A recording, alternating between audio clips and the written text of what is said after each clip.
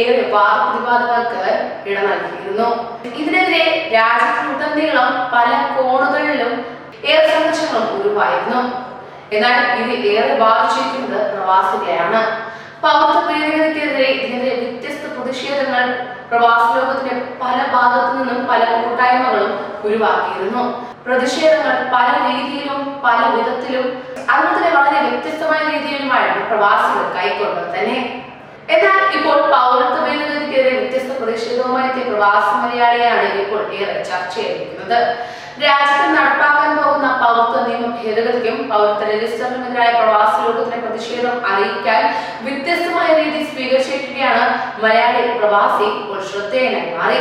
പുന്നപ്ര സ്വദേശി ഹബീബ് തയ്യിലാണ് വ്യത്യസ്തമായ പ്രതിഷേധം നടത്തി ശ്രദ്ധേയനായിരിക്കുന്നത് തന്നെ. പൗരത്വ നിയമത്തോടുള്ള പ്രതിഷേധം സ്വന്തം ശക്തിയിൽ രേഖപ്പെടുത്തി ലോക കേരള സഭയ്ക്ക് എത്തിയാണ് ആലപ്പുഴ പുന്നപ്ര സ്വദേശി ഹബീബ് ഏവരെയും അമ്പരപ്പിച്ചിരിക്കുന്നത്.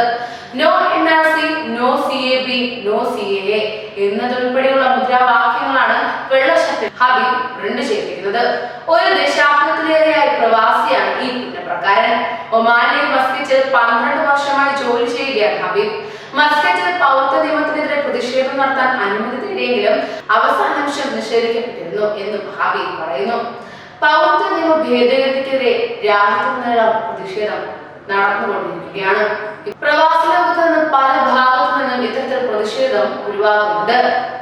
ഒന്നിനു വേണ്ടിയല്ല, എല്ലാവരും ഒറ്റക്കെട്ടായി നിൽക്കുകയാണ്. എല്ലാവരും ഒന്നാണ് എന്ന രീതിയിൽ മുദ്രാവാക്യങ്ങൾ ഉയർത്തിയാണ് എല്ലാവരും ഒരുമിച്ച് നിൽക്കുന്നത് തന്നെ.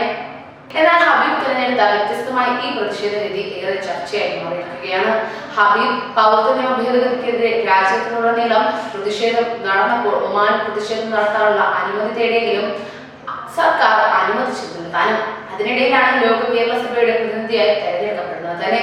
ഹബീബ് മറ്റൊന്നും ആലോചിച്ചില്ല. പെട്ടെന്ന് തന്നെ പ്രതിനിധി സമ്മേളനത്തിന് വരുമ്പോൾ ധരിക്കുന്ന വസ്ത്രത്തിലൂടെ CAA-ക്കെതിരായ തന്റെ പ്രതിഷേധം അറിയിക്കാൻ തീരുമാനിച്ചു.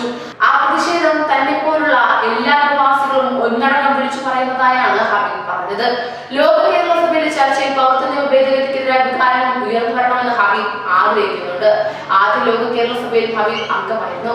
പൗരത്വ നിയമ ഭേദഗതിക്കെതിരായ പ്രതിഷേധത്തിന് വേദിയായി ലോക കേരള സഭയിൽ മാറിയിരുന്നു.